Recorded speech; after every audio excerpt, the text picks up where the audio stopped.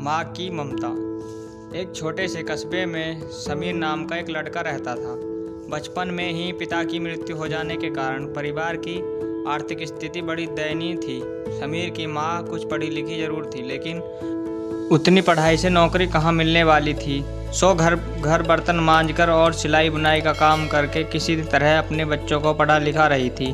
समीर स्वभाव से थोड़ा शर्मीला था और अक्सर चुपचाप बैठा रहता था। एक दिन जब वो स्कूल से लौटा तो उसके हाथ में एक लिफाफा था।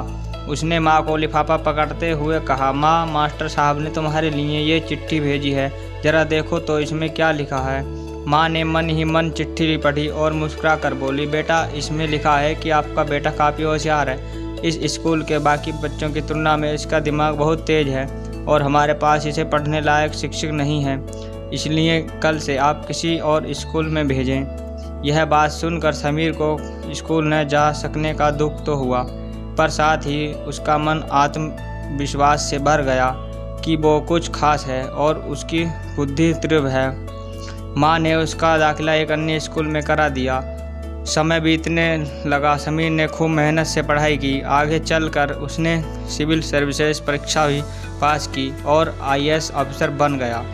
समीर की माँ अब बूढ़ी हो चुकी थी और कई दिनों से बीमार भी चल रही थी और एक दिन अचानक उनकी मृत्यु हो गई। समीर के लिए ये बहुत बड़ा आघात था। वह बिलख बिलख कर रो पड़ा। उसे समझ नहीं आ रहा था कि अब अपनी माँ के बिना वो कैसे जिएगा। रोते रोते ही उसने माँ की पुरानी अलमारी खोली और हाथ में उनकी माला, चश्मा और अन्य वस्तुएं उठाकर चूमने लगा। उस अलमारी में समीर के पुराने खिलौने और बचपन के कपड़े तक संभाल कर रखे हुए थे। समीर एक एक कर सारी चीज़ें निकालने लगा और तभी उसकी नज़र एक पुरानी चिट्ठी पर पड़ी।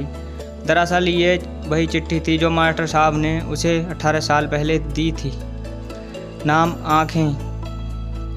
नम आँखों से समीर उसे पढ़ने लगा। आदरणीय अभिभावक, आपको बताते हुए हमें अफसोस हो रहा है कि आपका बेटा समीर पढ़ाई में बेहद कमज़ोर है और खेलकूद में भी भाग नहीं लेता है। जान पड़ता है कि उम्र के हिसाब से समीर की वृद्धि विकसित नहीं हो पाई है, अतः हम इसे अपने विद्यालय में पढ़ाने में असमर्थ हैं। आपसे निवेदन है कि समीर का दाखिला किसी मंद वृद्धि विद्यालय में कराएं अथवा खुद घर पर रख कर इसे पढ़ाएं। खादर प्रिंसिपल। समीर जानता था कि भले अब उसकी माँ इस दुनिया में नहीं रही, पर वो जहाँ है रहे, उसकी ममता, उनका आशीर्वाद सदा उस पर बना रहेगा। भगवान सभी जगह नहीं हो सकते, इसलिए उसने माँ बनाई। माँ से बढ़कर त्याग और तपस्या की मूर्त भला और कौन हो सकता है। हम पढ़ लिख लें, बड़े हो कर कुछ बन जाएं, इसके लिए वो चुपचाप ना जाने कितनी कुर्बानियाँ देती हैं। अपनी ज़रूरतें मार कर हमारे शौक़ पूरा करती हैं। यहाँ तक कि संतान बुरा व्यवहार करे तो भी माँ उसका भला ही सोचती है। सचमुच माँ जैसी कोई नहीं हो सकती। माँ के लिए एक लाइक तो बनता है।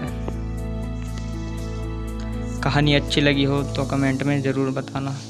धन्यवाद।